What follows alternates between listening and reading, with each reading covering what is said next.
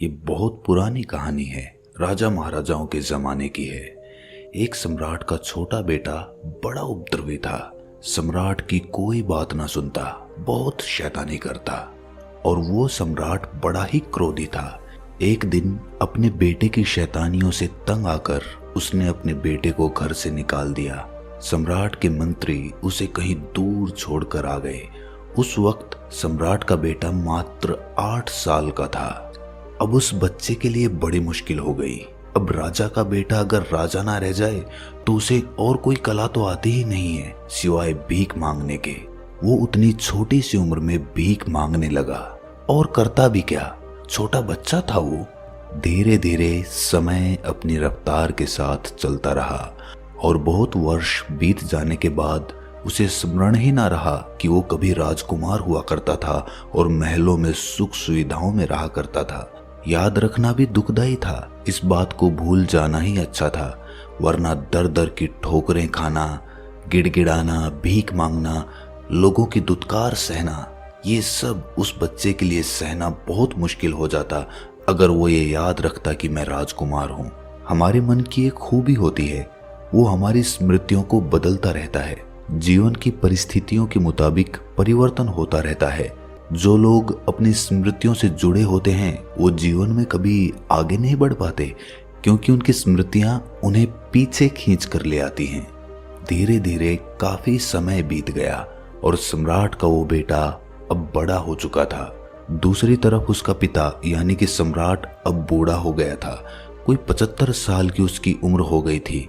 बेटे की उम्र भी अब 50 साल के करीब हो गई थी। संयोग ऐसा हुआ कि भटकते भटकते एक दिन सम्राट का बेटा अपने ही महल के सामने से गुजरा। उसे तो पता भी नहीं था, याद भी नहीं था कि ये उसका ही महल है, लेकिन बूढ़े बाप ने खिड़की से देखा और पहचान लिया।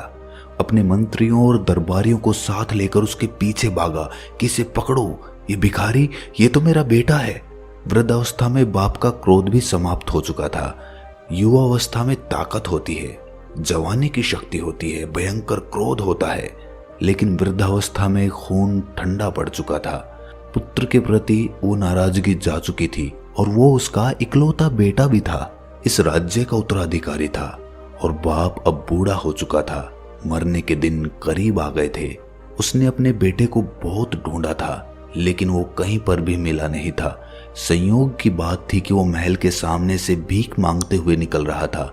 सम्राट उसके पीछे अपने दरबारियों के साथ भागा, लेकिन ये देखकर वो भिखारी डर गया। बहुत जोर से भागा, सारी जिंदगी में इतनी तेजी से कभी नहीं भागा होगा। उसे लगा कि पता नहीं क्या मुसीबत हो गई। शायद महल के सामने भीख मांगना कोई बहुत बड़ा गुनाह है, इसीलिए ये मुझे पकड़कर मुझे सजा देने की कोशिश कर रहे हैं। क्या पता यहाँ का कानून ऐसा ही हो। बेचारा जान बचाकर भागा और ये लोग उसको पकड़ नहीं पाए। उस सम्राट के मुख्यमंत्री ने कहा कि महाराज, शायद उसको स्मरण नहीं है कि आप उसके पिता हैं और वो आपका पुत्र है। वो समझ रहा है कि हम उसको सजा देंगे, इसीलिए वो भाग गया। इसका मतलब उसे बिल्कुल नहीं पता। अब कुछ उपाय करना होगा।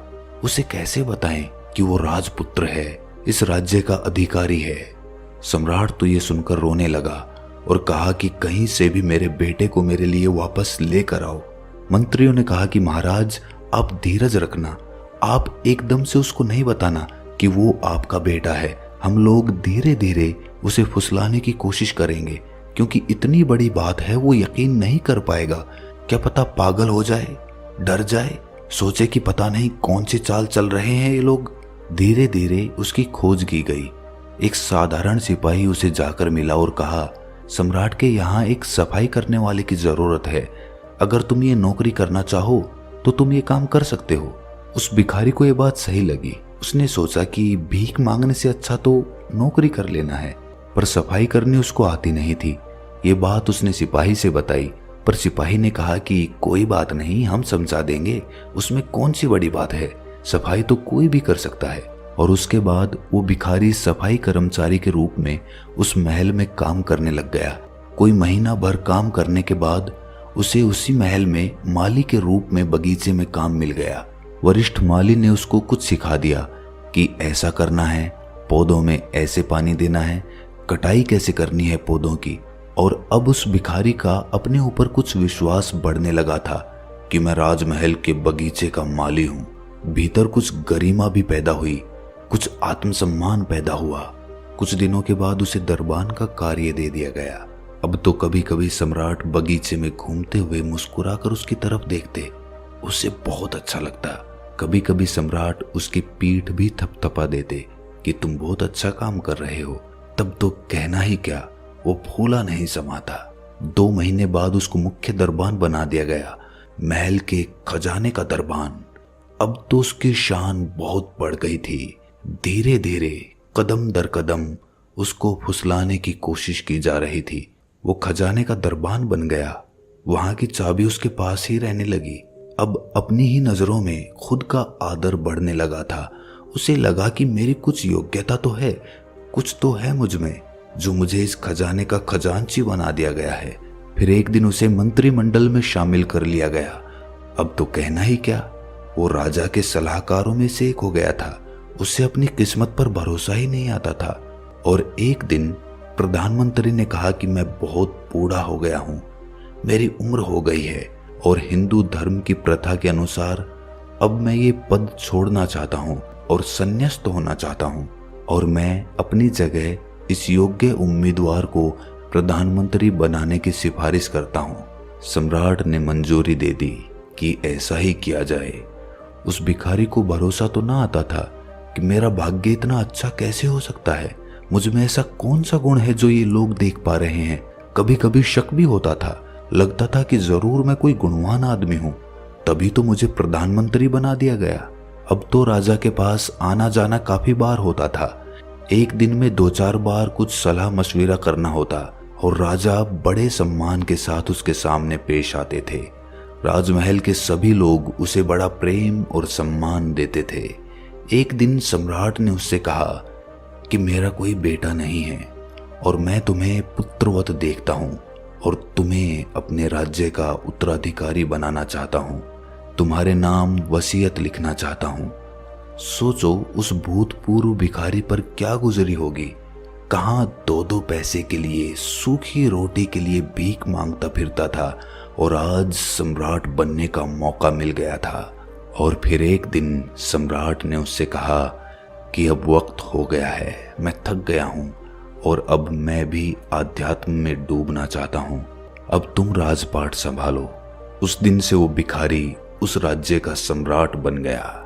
एक दिन पुराने सम्राट ने उसे अपने पास बुलाकर कहा कि अब मैं तुम्हें सच बता देता हूँ, तुम वास्तव में मेरे ही पुत्र हो, तुम ही इस राजगद्दी के अधिकारी हो। लेकिन तुम्हें एकदम से ये बात कहते तो तुम्हें ये बात हजम नहीं होती, इसीलिए ये 1.5 साल का समय खर्च हुआ। ये बात हम पहले दिन भी कह सकते थे, लेकिन तुम तो ऐसे बच के भागे थे जैसे हम तुम्हें कोई सजा देने वाले हों। उस दिन हम तुम्हारे पीछे तुम्हें बुलाने के लिए भागे थे, इस राजगद्दी पर बिठाने के लिए। उस युवक ने कहा कि आपने अच्छा ही किया। उस दिन तो मैं समझ भी नहीं सकता था, मैं तो सब भूल भाल चुका था, मुझे कुछ भी याद नहीं था। आज आप कह रहे हैं तो हल्की हल्की स्मृति आती है।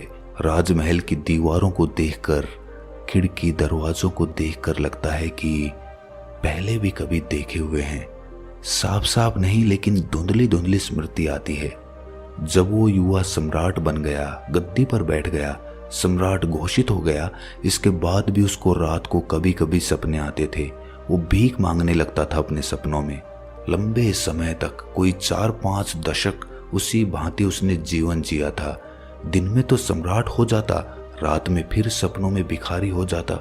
डरावने सपने आते कि कहीं भीख मांग रहा है और किसी ने उसे धक्का मारकर वहां से हटा दिया, दुत्कार दिया, अपमानजनक शब्द कह दिए। बीमार है और इलाज के लिए पैसे नहीं हैं, बरसात हो रही है और सर छुपाने के लिए छप्पर नहीं है। बड़ी तकलीफों के दिन याद आते उसे सपनों में। दिन में तो सम्राट हो जाता था। चेतन मन तो उसका मान गया कि मैं सम्राट हूं। वो भी 1.5 साल में माना था, धीरे धीरे एक तरकीब से माना था, नहीं तो उस चेतन मन को मनाना भी बड़ा मुश्किल था। लेकिन अवचेतन मन पिछले 50 सालों का, वो कैसे माने? वहां जो रेखाएं खिंची थीं, जो स्मृतियां पड़ी थीं, वो बहुत प्रगाढ़ थी। अपने बेटे की ये हालत देखकर उसके बूढ़े पिता ने एक इंतजाम किया। एक सन्यासी को बुलाया, उसको बताया कि समस्या क्या है। उसने उसको बताया कि ये दिन में तो राजा जैसा व्यवहार करता है, लेकिन सपने में फिर से भिखमंगा हो जाता है, रात भर दुखदाई सपने देखता है। इसके जीवन की कहानी 2 हिस्सों में बट गई। उस सन्यासी ने कहा कि थोड़े से सम्मोहन के प्रयोग इसके ऊपर करने होंगे। अवचेतन मन तक ये धारणा बिठानी होगी कि ये सम्राट है। अवचेतन मन को अभी तक यही लगता है कि ये भिखारी है। उस सन्यासी ने कोई 3 महीने रोज उस पर प्रयोग किए। उसको योग निद्रा की अवस्था में ले जाकर सुझाव देता कि तुम सम्राट हो, भाव करो कि मैं सम्राट हूं, मैं सम्राट हूं। रात सोते समय ये प्रयोग करता। यही भाव करते करते वो उसे सुला देता। चित्रात्मक रूप से उसको ये दिखाने की कोशिश करता कि तुम सम्राट हो। विशेषकर रात को सोते समय वो ये प्रयोग करता था।